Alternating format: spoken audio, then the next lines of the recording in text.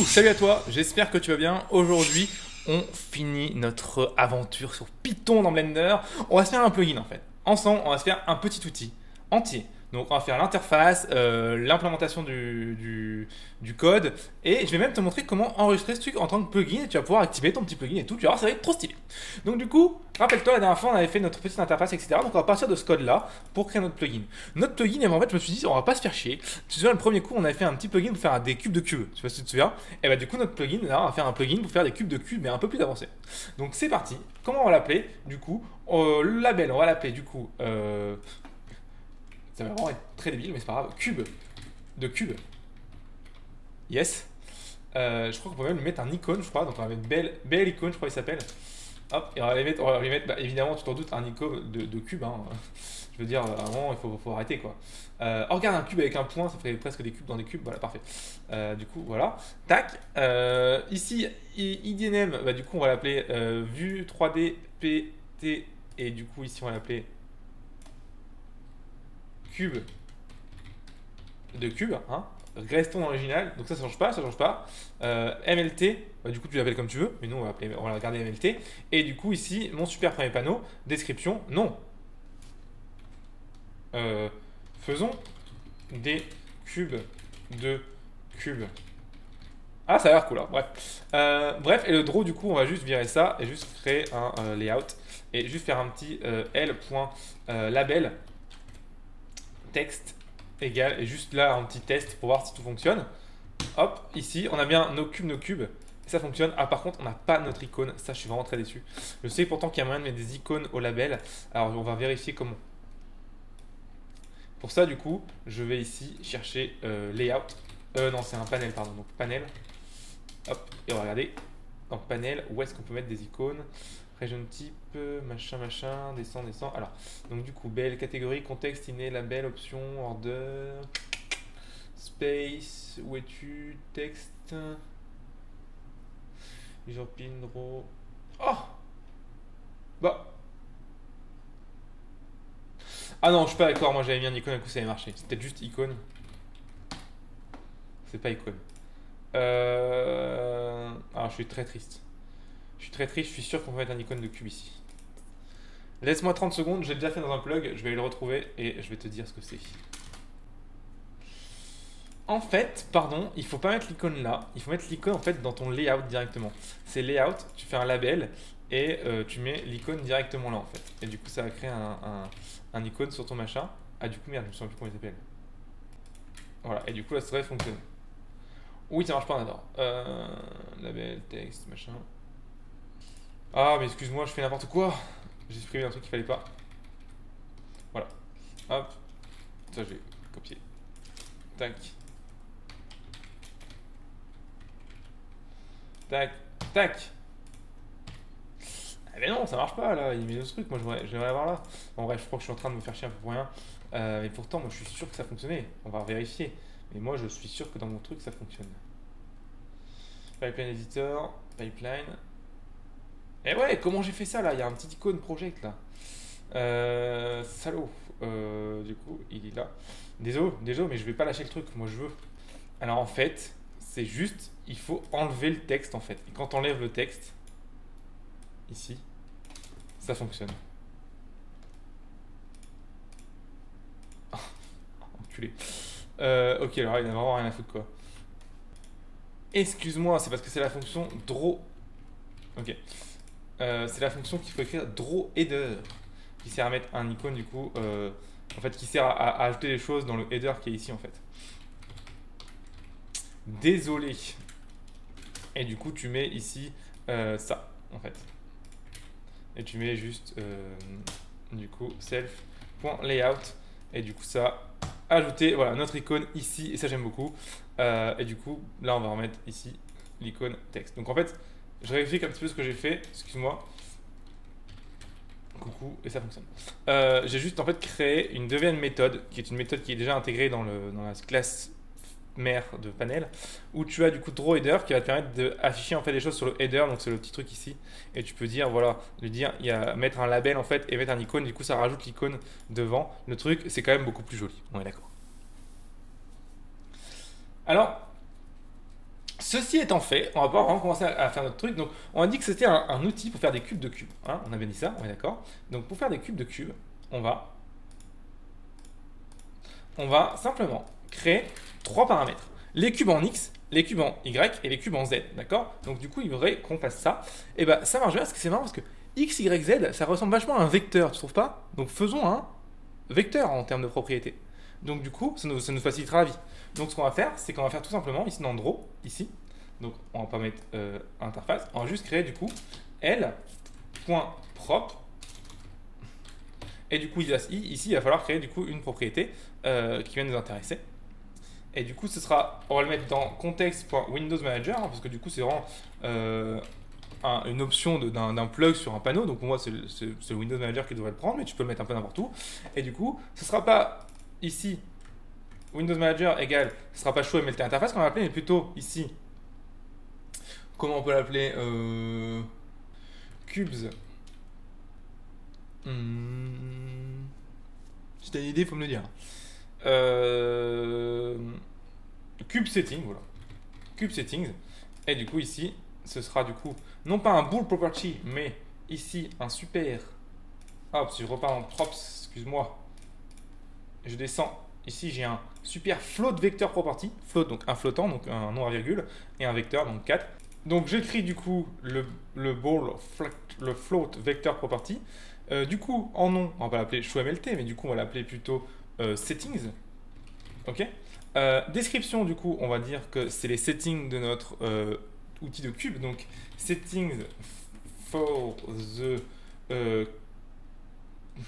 Comment on va appeler ça? For the cube de cube tool. Et default, ici, pas la peine, on peut faire juste Shift P. Du coup, on a bien créé property. Alors, je vois qu'il y a une petite erreur. Non, c'est bon. Du coup, il va falloir du coup inclure cette property dans notre prop. Ici, donc prop. Ici, on a dit qu'elle s'appelait, rappelle-toi, cube setting. Donc, hop, cube setting. Entrée. Et tu vois que maintenant, du coup, il y avait un petit cube setting avec, du coup, ces trois éléments ici qui vont nous servir à faire des choses intéressantes. Alors, je me rends compte que j'ai fait une connerie. J'ai fait un float, alors que logiquement, mon cube, c'est juste des objets, tu vois. Il ne peut pas y avoir 10,5 cubes. Donc, du coup, on va plutôt changer ça en un int float property. Donc, le int float property, en fait, int vector property, c'est la même chose que le float vector property, mais avec des entiers. Donc, hop, et du coup, maintenant, j'ai des entiers et c'est beaucoup mieux. Et du coup, je ne vais pas l'appeler setting, je vais l'appeler plutôt nombre de cubes, parce que finalement, en fait, c'est ça, hein, c'est le nombre de cubes. Voilà. Alors du coup, ce que j'aime moins, c'est que du coup, il le met en ligne, j'aimerais bien qu'il le mette en colonne. Alors de mémoire, je crois que si tu fais une colonne, donc on va ici créer une colonne, L, c'est égal L.colonne, je crois qu'il le met en vertical, on va voir. Align égale true, du coup, c'est ici.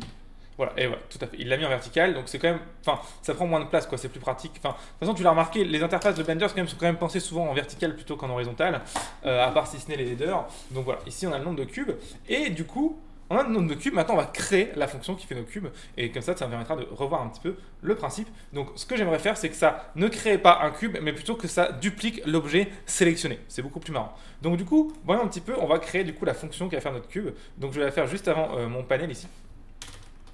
Voilà. Et ici, donc du coup, la fonction, elle va s'appeler cube de cube. D'accord? Avec un S.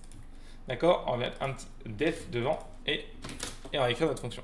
Donc, cette fonction, c'est parti. Elle va prendre déjà l'objet sélectionné. Donc, object égale bpi.context.object. Ce qui est important, c'est de checker si l'objet sélectionné existe vraiment. Donc, if not object, donc si l'objet n'existe pas, return. Sinon, on va avoir des fonctions, s'il essaie de dupliquer des choses qui n'existent pas, ça ne va pas le faire. Après, pour dupliquer notre objet, on a deux solutions. Ou on peut faire un duplicate, rappelle-toi, enfin non, on l'a jamais vu en fait. On peut utiliser l'opérateur de Blender duplicate. Moi, je l'aime pas trop parce que du coup, ça utilise les. Enfin, on ne gère pas vraiment ce qu'on fait puisque c'est déjà un opérateur avec déjà des options. Moi, je te conseille de vraiment recréer un objet de toutes parts en utilisant la data de Blender. Ce sera un peu plus compliqué, ce qui va te permettre de vraiment bien comprendre comment ça fonctionne et de apprendre plus de choses. Donc pour créer un objet dans Blender, il faut deux choses. Il faut une data, donc la donnée de cet objet, d'accord? C'est ce qui est représenté quand tu crées un cube ici. Donc dans le cube, la data c'est ça, et ici l'objet c'est ça. Donc du coup, on va ici utiliser, créer d'abord la data. Donc je vais ici juste appeler data, d'accord, est égal, attention, donc à bpi.data. Et du coup, en fait, dans data, tu peux faire mesh. Donc c'est toute la data qui concerne les meshes dans Blender. Et dans mesh, tu peux faire new. Et dans new, tu vas pouvoir faire plein de choses. Allons voir un petit peu qu'est-ce qu'on va mettre dans new, dans meshes ici. Donc pour ça, il suffit d'aller dans taper mesh. Et du coup, tu as blend data meshes. Et du coup, on le voit dans meshes ici, tu as un new et tu as juste le nom à mettre. Donc mettons le nom. New name, et du coup, on va l'appeler object.data.name. Donc du coup, on va prendre la data, le nom de la data de l'objet courant. Et lui, Blender ne supporte pas qu'il ait les mêmes objets. Et du coup, il va automatiquement l'incrémenter de 1 pour pas que l'objet soit le même. Et tiens, là, je suis en train de voir un truc encore mieux. Il y a new from object. Donc, on va vraiment pas s'emmerder. New from object, ça te permet du coup de pouvoir copier la data d'un objet. Donc, c'est encore mieux. Donc, du coup, on va plutôt faire new from object. Donc, du coup, new from object. Hop.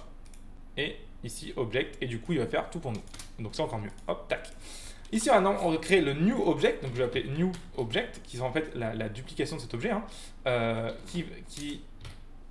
ne sais plus écrire, qui est égal du coup à bpi.data, cette fois-ci object, parce qu'on est en train de créer des objets, et non pas la data de cet objet, .new.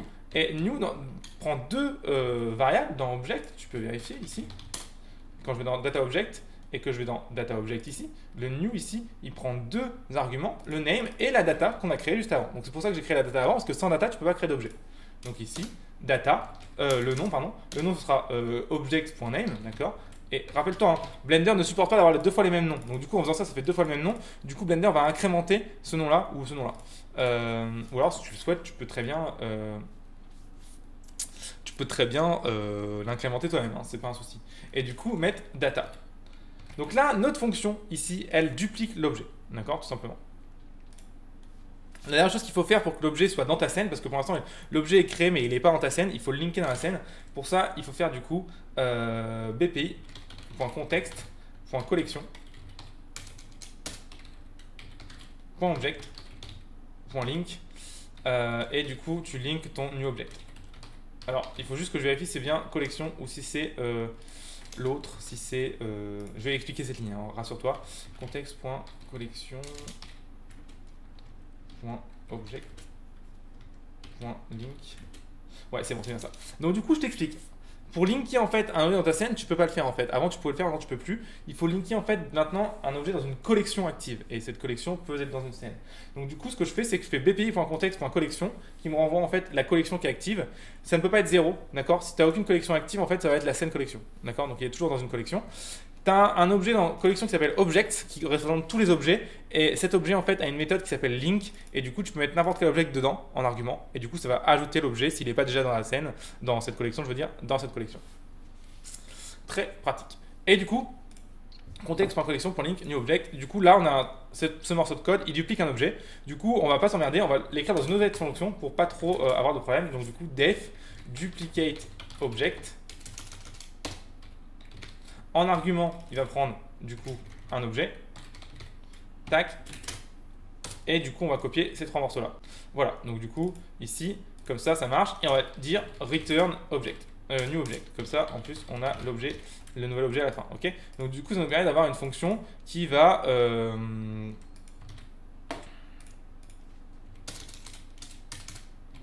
dupliquer un objet pour nous. Comme ça, on pourra utiliser cette fonction dans ce cube de cube.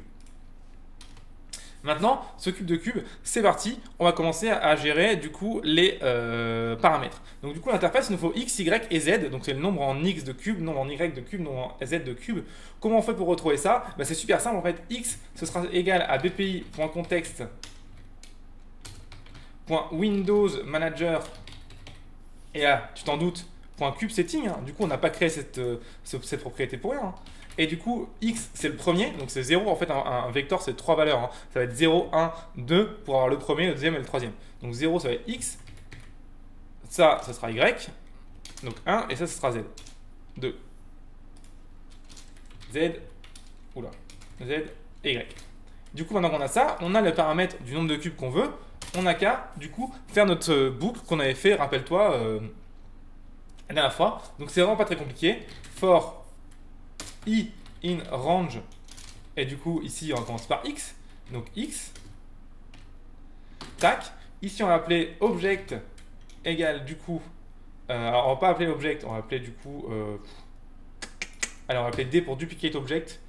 Allez, dup obj, voilà. Égale du coup duplicate object. Et ici, notre objet. D'accord, il le duplique une fois. Et ici, notre objet, il va falloir qu'il se déplace. Hein. Rappelle-toi, il faut qu'il soit plus loin. Donc, du coup, ici, on va dire que notre objet, il faut dup obj.location. Et du coup, attention, location, ici, c'est en x. Donc, ici, 0. Très important de ne pas se tromper. Donc, location, c'est un vecteur. Pareil, 0, ça va être x. 1, y, 2, z. Donc, point location égale, ici, tout simplement, enfin plus égal plutôt, donc on ajoute à cette location ici i, tout simplement i. Et ici on va peut-être faire une petite, mais est-ce qu'on fait une petite marge? Non, on ne fait pas une marge pour l'instant, on verra pour les marges après. Donc voilà, juste on ajoute i, ok. Une fois qu'on a fait ceci, on n'a plus qu'à faire la même chose pour les deux autres lignes. Donc for i in range y, tac, même chose, on duplique l'objet. Attention ici, ce n'est pas du coup x, mais bien y. Donc du coup, c'est 1 ici. Du coup, ici, il faut mettre j par contre. Attention, attention à ne pas se tromper de variable à ce niveau-là. Et du coup, on recommence ici, tac. Voilà. Et pareil, ici, il faut l'incrémenter dans la boucle à chaque fois. Et ici, c'est k. Ici, et du coup, k. Ok? Donc, je réexplique cette ligne-là. Pour chaque i dans la range de x, donc pour chaque x, tu vas dupliquer l'objet une fois, tu vas l'augmenter de x une fois, après tu vas le dupliquer sur y s'il y a des valeurs sur y, du coup pour créer la ligne sur y, et après tu vas le dupliquer sur z pour créer la ligne sur z, d'accord? Cet exercice-là, on l'a déjà fait dans la première vidéo, donc du coup, logiquement, c'est compris. Bref, du coup, cette fonction-là est bon, j'ai terminé. Maintenant, il va falloir du coup, parce que du coup, si je fais juste entrer ici, bah, juste il se passe rien, quoi. En plus, il y a plein d'erreurs. On va corriger les petites erreurs que j'ai pu faire. J'ai fait une erreur de syntaxe, monsieur me dit. Def cube de cube. Ah oui, en effet, si je ne mets pas de parenthèse, ça ne peut pas fonctionner. Donc voilà, maintenant que j'ai fait ça, je peux toujours pas exécuter cette fonction. Il va falloir créer un opérateur Blender avec cette fonction à l'intérieur. Du coup, c'est ce que j'arrête pas de te parler depuis la semaine dernière, depuis le cours dernier. C'est comment on crée des opérateurs personnalisés. Et bien pour ça, il faut aller dans notre ami, tu t'en doutes, la documentation. Et on va taper opérateur. Opérateur, ici tu as ici opérateur, et du coup ça envoie du coup un objet, voilà, opérateur property, qui est du coup lui, alors il faut aller chercher un peu celui-là, l'opérateur de base, voilà, opérateur pour description, et voilà, du coup on a là cet objet là, opérateur. L'objet opérateur, il sert en fait à créer un bouton. Tu vois, ici, il nous met un petit exemple de classe hello world opérateur. Sache que tous les exemples qu'ils ont, ils sont aussi ici dans template Python, et tu as plein de trucs, et c'est plein de textes préfets. Tu vois, tu peux mettre des panels de base, opérateurs de base, etc. Du coup, ici, on va créer notre opérateur. Donc, il dit qu'il faut créer un opérateur qui hérite de la classe opérateur, un petit peu comme un panel en fait. Ça marche exactement de la même manière. Donc, faisons-le ici. C'est parti, on va créer notre petit opérateur ici. Def, c'est pas def, c'est une classe, pardon. Classe, ici, qu'on va appeler du coup cube, plutôt avec une majuscule, hein, cube de cube, d'accord. Ce cube de cube, il l'hérite de bpi.types.operator, opérateur, d'accord.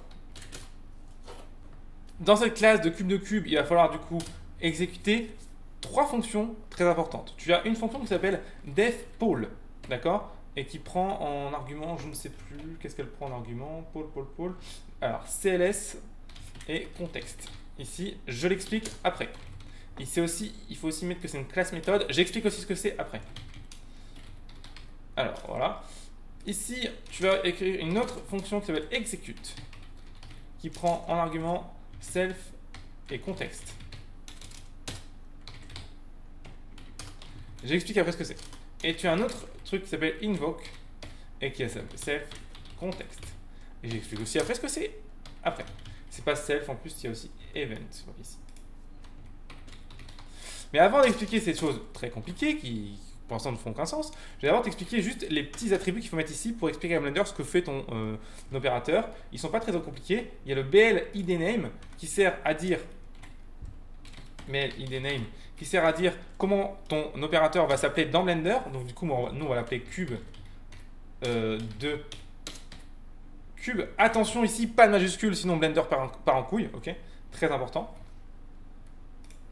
Et on va le mettre dans le sous-menu Object, puisque c'est quand même des objets, quoi. Voilà. Tu peux mettre vraiment n'importe quoi ici, hein, tu écris ce que tu veux. Et ici, il va falloir mettre ici un BL label qui en fait est le nom de ton opérateur sur le bouton en fait. Donc du coup, BL label, et là on va l'appeler du coup, allez on va faire un truc un peu stylé, CDC. Non c'est nul. Cube de cube. Bim. Ok. Donc ceci étant fait, on peut mettre un dernier truc qui va s'appeler du coup le BL description. BL description. Et du coup, là, ce sera juste exécute. Non. Crée un cube en dupliquant les objets. Ok. Voilà. Ceci étant fait, on est parti. Alors, du coup, on a notre opérateur ici et notre opérateur qui ne fait absolument rien. Je vais d'abord l'exécuter pour qu'on ait un bouton parce qu'en faisant ça, on a quand même un bouton. En fait, c'est juste, il fait rien, mais on a un bouton. Attention avec le cube de cube à bien mettre. Du coup, c'est une classe qui hérite d'un objet de Blender. Et rappelle-toi, on l'a vu la dernière fois, les classes qui héritent d'un objet de Blender, il faut qu'elles soient register dans Blender. Donc du coup, il va falloir ici mettre en plus de register class myPanel, il va falloir register class cube de cube. Ah putain, c'est vrai, il n'y a pas d'auto-complétion ici. Hop, et du coup, pareil ici, unregister cube de cube. Faisons Alt-P pour voir ce qui se passe, nous n'avons pas d'erreur, nous sommes contents. Du coup, maintenant, on va comment mettre cet opérateur dans notre panel. Et bah, comme les opérateurs classiques de Blender qu'on a vu la dernière fois, il suffit simplement ici venir dans Draw ici et de rajouter ici une petite ligne. Donc du coup, je vais faire un petit C égale L point, une autre colonne en fait, où je vais mettre juste l'opérateur dessus. D'accord? Hop, et du coup, C.operator, et du coup, c'est le nom de ton opérateur, donc c'est ici cube, enfin object.cube de cube, mais ce que je te propose d'écrire, c'est plutôt écrire cube de cube.blidname, comme ça, si tu changes ça, ça le changera partout dans ton code. Tu n'auras pas à le recopier partout, c'est plus simple. D'accord? Mais c'est la même chose, hein. Du coup, cube de cube.blidname, c'est comme si tu écrivais à la main object.cube de cube, hein, qu'on soit clair. C'est juste une variable en fait. Hein. Entrée, et du coup, tu vois que j'ai un petit bouton cube de cube qui est grisé que je peux utiliser parce que justement, je vais t'expliquer pourquoi tout de suite. Il y a trois fonctions, méthodes que j'ai écrites ici. La méthode poll, la méthode execute, la méthode invoke. Je vais t'expliquer la méthode poll puisque c'est la plus différente des deux autres et c'est aussi la plus simple à comprendre. La méthode poll, il faut absolument que ce soit écrit une classe méthode. C'est parce que c'est une overload de classe de merde et il faut que tu dises que c'est une méthode qui est virtuelle de mémoire. Mais le problème, c'est que du coup, honnêtement, je n'ai jamais utilisé ce terme classe méthode dans toutes mes autres classes Python, mais c'est Blender qui l'utilise comme ça. Je pense que ça vient d'une contrainte en C, je ne suis pas sûr. Mais donc du coup, il faut dire que c'est une classe méthode. Il faut qu'elle prenne un argument CLS qui en fait correspond à la classe elle-même mère. C'est très bizarre, ça n'a pas vraiment de sens, mais c'est comme ça. Et le contexte. Et du coup, en fait, si cette méthode renvoie true ou false, et bah du coup, quand il va redessiner l'interface, Blender va te dire si tu peux exécuter le bouton ou pas. Donc par exemple, si je mets return true, tu vois que maintenant, du coup, je peux exécuter le bouton. Par contre, si je mets return false, tu vois que je ne peux plus utiliser le bouton. Donc, ça sert en fait à dire, par exemple, si, et c'est ce qu'on va faire, si contexte, encore une fois, tous les contextes ici renvoient à bpi.context, hein, point object, enfin, plutôt si if not context.object, donc s'il n'y a pas d'objet actif, tu retournes false. Sinon, tu retournes true. D'accord ? Du coup, je dis, si tu n'as pas d'objet actif, tu dis que c'est pas possible, sinon tu retournes true. Donc tu vois, ici, hop, j'ai pas d'objet actif, ça marche pas. Tu vois, si je supprime le cube, tu vois, je peux plus l'utiliser. Moi, ce que je te propose encore plus de faire, plutôt que d'utiliser ça, on peut utiliser ça, mais c'est de vraiment dire à l'interface, s'il n'y a pas d'objet actif, juste, tu t'affiches pas en fait. Donc du coup, on va faire ça, dans le panel ici, au lieu de mettre ça, on va dire, c'est if,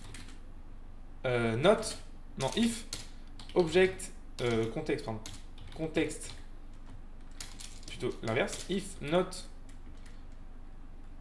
context.object égale, et alors on va juste mettre un petit l.label avec texte ici, hop, texte égale you need to select an object first. Et du coup, en faisant ça, tu vois, si je supprime mon cube ici, tac, il vient m'afficher la truc de dire en supprimant un objet first. Et si je rajoute un objet, tac, ça s'en va. Ce qui est encore plus intéressant, c'est que je peux du coup mettre derrière un return pour qu'il n'exécute pas la suite de mon code. Et regarde ce qui se passe maintenant. Pardon. Oui, tu t'es exécuté? Non? Oui, voilà. Ok. Du coup, si je supprime mon code... Non, il a pas mis return. Bah alors... Voilà. Donc du coup, tu vois maintenant, quand si j'ai pas d'objet actif, juste il me met juste unit select an object first. D'ailleurs, on peut mettre un petit icône. J'aime bien les petits icônes genre cancel. Genre il y a une erreur, tu vois. C'est très rigolo, je trouve. Donc du coup, hop, icône. Voilà. Du coup, j'ai un unit select object first. Donc si j'ai pas d'objet sélectionné, ça fonctionnera pas. Et juste, je peux pas faire bugger le truc parce que du coup, juste il affiche même pas le bouton. Par contre, du coup, si je crée un objet, bim, tu vois, l'interface change et du coup, je peux faire ce que je veux. Bon, maintenant, si je clique sur cube de cube, qu'est-ce qui se passe? Du coup, il met une belle erreur en disant attention, attention, il y a un qui marche, ça devrait retourner une valeur machin machin. Bref, je vais t'expliquer tout ça. Ça, c'est par rapport à du coup invoke et execute. Alors, du coup, execute et invoke, globalement, c'est les deux fonctions qui vont être appelées quand tu vas appuyer sur le bouton. Mais tu vas me dire alors, c'est quoi la différence entre invoke et execute? Eh bien, je t'explique. En fait, Blender appelle d'abord invoke et ensuite appelle execute. Pourquoi? C'est parce que Blender, en fait, dans son code, dans Invoke, tu vas pouvoir créer des paramètres, aller chercher des infos quelque part, etc.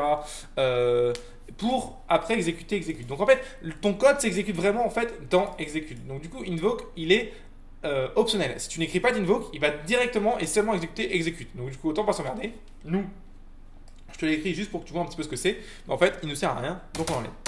Maintenant, dans execute, il faut qu'on exécute notre code. Mais attention, de base, il faut retourner un truc, il faut retourner un dictionnaire. Dans toutes les fonctions exécute de Blender, il va falloir retourner un dictionnaire.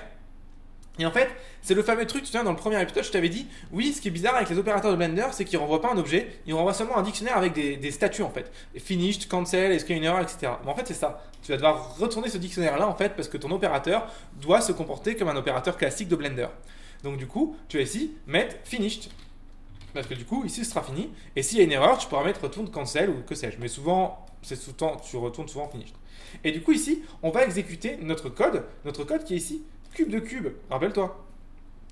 C'est parti, on exécute cube de cube. Cube de cube.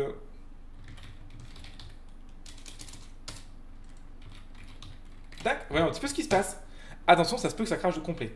Du coup, on va mettre ici et j'appuie sur cube de cube. Il se passe rien, c'est parfait, ça fonctionne. Et là, tu vas me dire, et putain, Romain, t'es complètement con, il s'est rien passé quand on dit que ça fonctionne. Mais si, parce que du coup, rappelle-toi, on a pris en contrainte les éléments ici. Et tu vois, ici, c'est 0, 0, 0, donc ça peut pas fonctionner. Donc, mettons 1, 1, 1, pour voir un peu ce qui se passe. C'est parti. Pardon. Oh, on a plein d'erreurs. Il met que dub object, ça marche pas. En même temps, je me suis trompé. En effet, ici, c'est plutôt dub object. Non, ici, c'est plutôt dub. Oh là. Hop. Dub. Et j'ai refait l'erreur ici. Dub. Voilà. Et du coup, je vais supprimer le cube qui m'a créé. D'accord? Et on va recommencer. Donc, c'est parti. 3, 2, 1. Attention. Hop. Cube de cube. Ah, et en même temps, si je réexécute pas le code, ça peut pas marcher. Romain, t'es un champion. On recommence. Cube de cube. Alors, on a une erreur. Il me dit du coup que du object est référence before assignment à la ligne 22. Voilà un peu ce que ça veut dire. Ligne 22, il dit attention. Ah, c'est bizarre ça. Ah, mais je suis encore trompé. Autant pour moi. Putain, décidément, je le fais exprès quoi. Dub. Bon, voilà, c'est bon. Hop. On recommence. Du coup, je reprends mon code, je reprends mon objet, cube de cube. Et bim, il nous a bien créé 3 cubes différents. Par contre, ce qu'on voit, c'est que nos 3 cubes, ils ont pas bougé quoi. Ils sont tous au même endroit. Donc c'est un peu pourri. Hop. Pourquoi ils ont pas bougé? Pourtant, ils auraient dû bouger parce que du coup, on a bien dit du objet pour location 0 plus égal i. Pourtant, ça marche pas. Alors, on va faire un petit truc ici. On va faire un petit print ici de object point location pour voir un petit peu ce qui se passe. Hop, et on va en créer un peu plus. On va faire 2, 2, 2 pour tester. Hop, c'est parti, on réessaye. Ah, là ça a marché. Ici, on a bien le vecteur numéro 1. Ah oui, c'est parce que la première fois, i est égal à 0, donc du coup, évidemment, c'est 0. Ah, bah du coup, c'est nickel, ça fonctionne. Par contre, on se rend compte que 1, c'est pas assez. Du coup, ce qui serait vraiment intéressant, c'est qu'on puisse utiliser aussi un paramètre ici, du coup. Au lieu d'avoir plus égal i, c'est que l'écart entre les objets soit aussi un paramètre de notre plugin. Ce serait quand même sympa, non? Donc du coup, pour ça, on va rajouter une nouvelle propriété qu'on va créer ici. Je duplique. Bah alors, il va plus dupliquer. Voilà. Tac, il va pas s'appeler cube setting, il va s'appeler du coup cube space. Ce sera non plus un int vector property, mais un float property, puisque c'est un flottant en fait, hein, tout simplement. Et du coup, ici, on va l'appeler espace, et du coup, description. Alors, tu vois, t'as remarqué, je suis un gros connard parce que j'écris des trucs en français en mixant de l'anglais et tout. Enfin, c'est un peu nul, hein, tu feras des trucs mieux que moi, on est d'accord. Du coup, espace, séparant les différents cubes. D'accord? Hop, on exécute, et du coup, on va venir ici, rajouter une petite colonne à ce niveau-là. Prop cube setting, tac, ici, c.prop, et du coup je vais peut-être pas mettre true, mais false ici pour qu'il y ait un petit écart entre les deux, et ici je vais mettre toujours contexte pour Windows Manager, on est d'accord, je pense que je commence à comprendre, hein, c'est pour ça que je vais un petit peu plus vite, et ici je vais mettre tout simplement cube space. J'exécute, maintenant j'ai ce petit espace cube space. Ce qui sera intéressant, c'est que ce cube space, je l'utilise directement dans mon code. Donc du coup, au lieu de dire plus égale i ici, je vais changer par plus égale bpi point contexte point windows manager point cube space. Je ne sais plus si j'ai un s à cube. Oui, un s à cube. Bref, je vais faire une variable ici, space égale, et je vais mettre ça dedans, comme ça m'évitera de le recopier à chaque fois comme un con. Tac, et du coup ici je vais mettre juste space. Hop, space, hop, space. Et du coup, j'exécute. Maintenant, je supprime mes cubes, je crée un cube, je prends un space de 3 par exemple, et je fais cube de cube. Et bim, mes cubes sont plus éloignés. Si je fais un space de 6, bim, mes cubes sont plus éloignés. Nom de Dieu, ça marche. Sur un sauf sur un truc, ça marche pas sur Z. Je sais pas si t'as remarqué, sur Z, ça marche pas du tout. Donc du coup, on va recommencer. Du coup, hop, je fais cube de cube, et on va regarder pourquoi, du coup, je n'ai pas sur Z. Pourtant, il me l'a bien créé, hein. Il m'en a créé plein, même. Hop. Ah oui, et puis il me les a superposés comme un con. Attention, c'est cube de... C'est pas space ici, c'est space, et il faut faire fois, ici, i. Et du coup, ici, fois j. Pardon, hein, j'ai fait l'erreur ici. Et fois y. Non, pas y, k. Sinon, ça peut pas fonctionner. On recommence. Du coup, je recrée un cube. Allez, faisons avec un cône, tiens, un défaut. Un cône, hop, voilà. Et du coup, alors si je ne le réexécute pas, ça ne peut pas fonctionner, Romain. Allez, on recrée, hop, notre petit cône. Bim, voilà. Ça marche pas du tout. Merde alors. Si, ça marche. Ouais, c'est bon, ça fonctionne. Très bien. Ah oui, là je me suis trompé, c'est location 2. Oh là là. Parce que du coup, je faisais deux choses sur Y. Donc du coup, maintenant, ça devrait fonctionner. Je crée un cube, un cône. Je vais mettre ici 3. Allez, 5, on est des ouf. Ça commence à faire 25 objets. Non, 5 x 5, 25, x 5. Oula, ça va faire beaucoup quand même. Plutôt 3. Voilà. Hop, je sélectionne mon objet. Bim.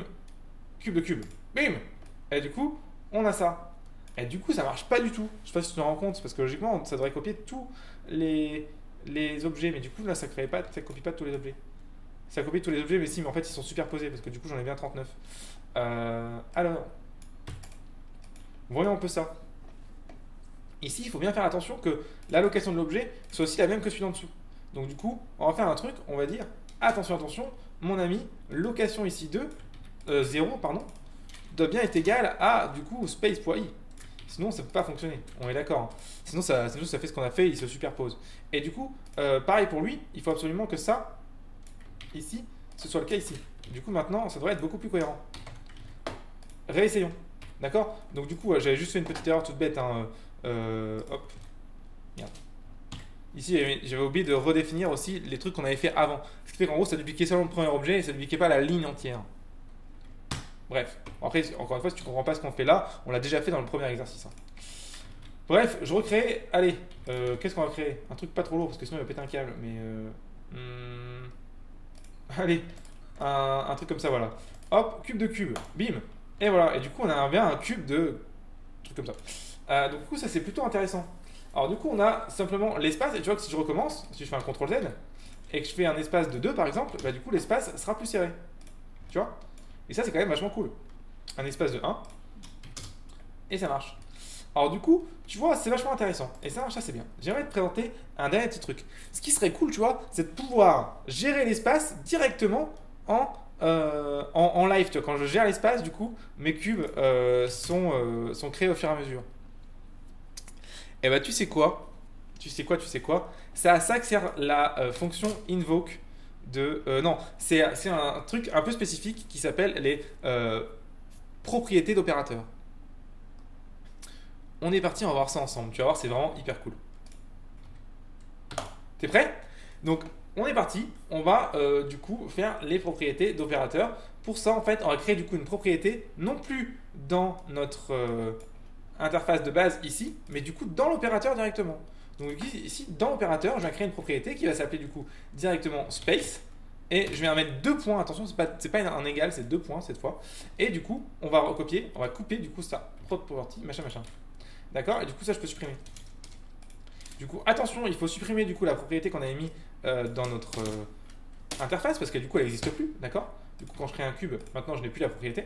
Par contre, du coup, quand je vais ajouter un cube, tu vas voir, logiquement, je te dis logiquement parce que ça ne marchera pas, hein, mais logiquement, quand je clique dessus, ici, on va avoir un nouveau panneau option avec l'option du coup de space. Tu vas me dire, non, Romain, ça ne marche pas. En effet, c'est parce qu'il faut rajouter une petite option ici dans notre opérateur qui s'appelle du coup BL option, justement, hop, avec un espace.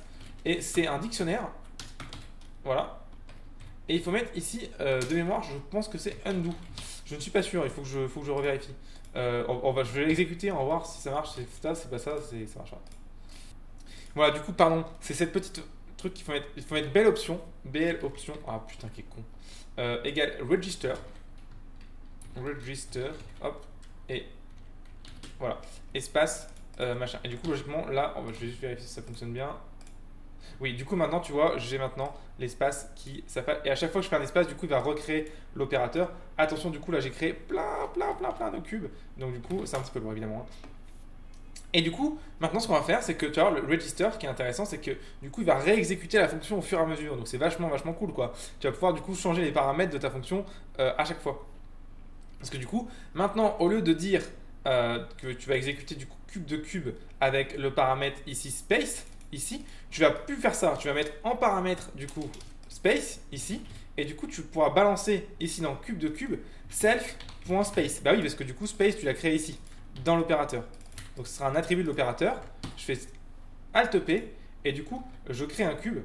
Je fais cube de cube et du coup tu vois que je peux changer le space. Et là regarde, hop, en changeant le space, en live le truc se change quoi. C'est quand même sympa, non?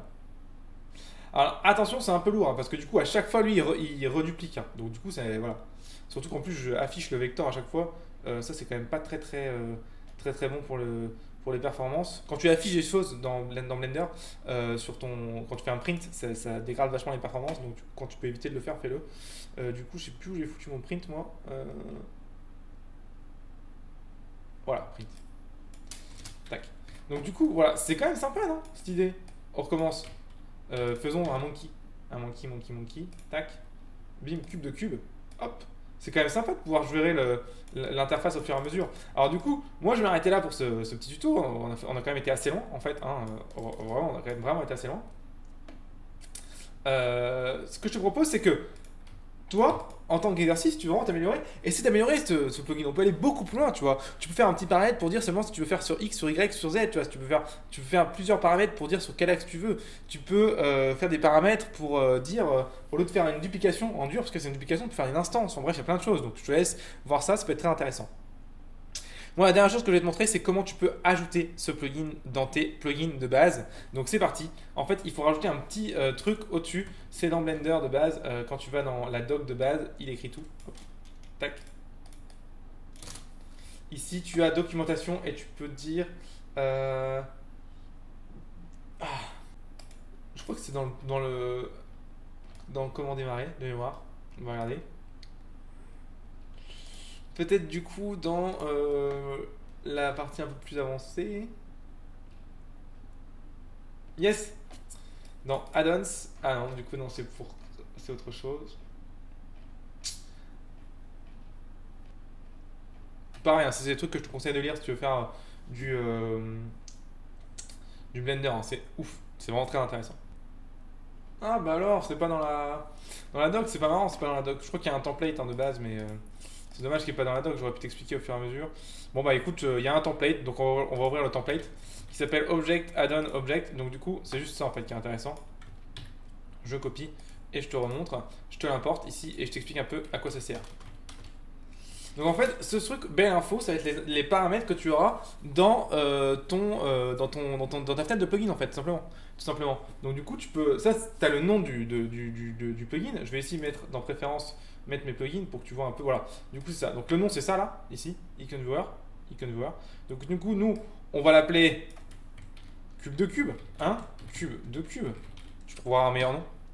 Après, tu as l'auteur, donc tu peux mettre ton nom. Donc moi, je vais mettre ton nom, d'accord. Tu mets pas ton nom, toi, tu mets ton vrai nom, hein, d'accord. Tu as la version, du coup, nous, c'est la version 1.0. La version de Blender sur laquelle il tourne, 2.80 par exemple. Ici, tu as la location, où est-ce qu'il se trouve. Donc, nous, il s'appelle dans View 3D. Et c'est dans Tool. Je crois, hein, Tools, on va regarder.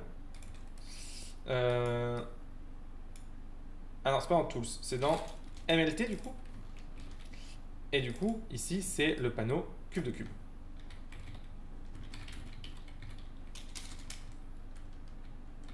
D'accord. Tu as la description ici. Donc tu dis là, tu peux dire créer un cube de l'objet sélectionné. Virgule, c'est très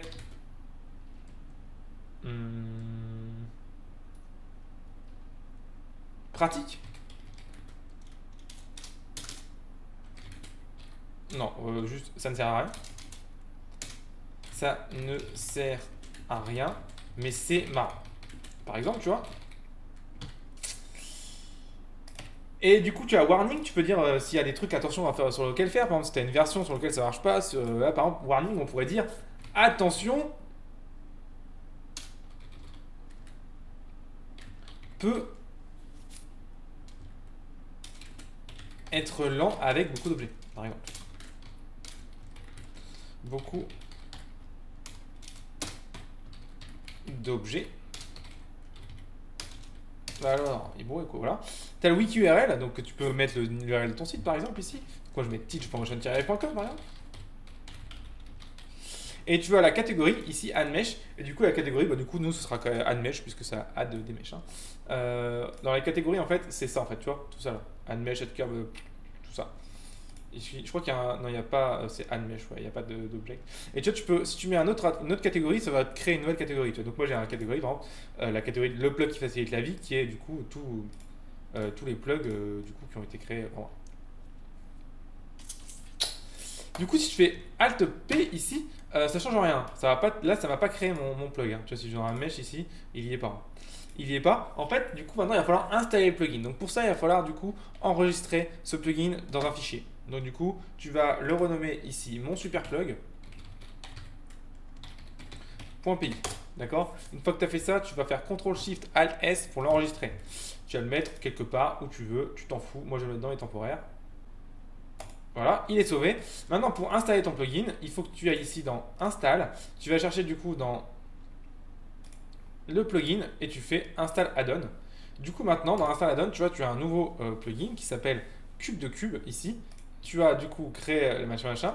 Tu as du coup où est-ce qu'il se trouve. Tu as le file, tu as l'auteur, tu as la version et tu as la petite warning. Attention, peut-être lent avec les trucs. Et tu fais du coup activer. Et du coup, maintenant qu'il est activé, il fonctionne dans ton MLT. Ce qui est intéressant maintenant, c'est que là, ça n'a rien changé parce qu'on l'avait déjà fait. Mais si je ferme Blender, d'accord, je vais sauver ça, donc save préférence.